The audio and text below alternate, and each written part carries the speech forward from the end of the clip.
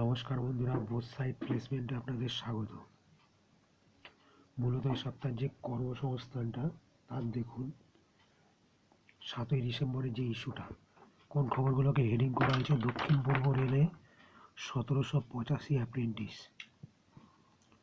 মাধ্যমিক এবং আইটিআই পাসদের জন্য কিন্তু বিভিন্ন টেট ভিত্তিক রিক্রুটমেন্টের খবর। এটা দেখে শুনে তোমরা অ্যাপ্লাই করতে পারো।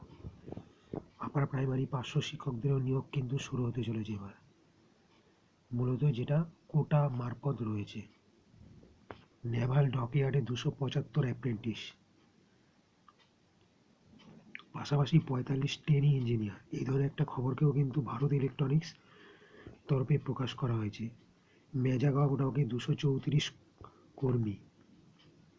এটা দেখে নিয়ে তোমরা অ্যাপ্লাই করতে পারো। মাদ্রাসার ফল বলছি এ মাসে ডিসেম্বরের মধ্যে, এবং কোস্টগার্ডে 140 অফিসার।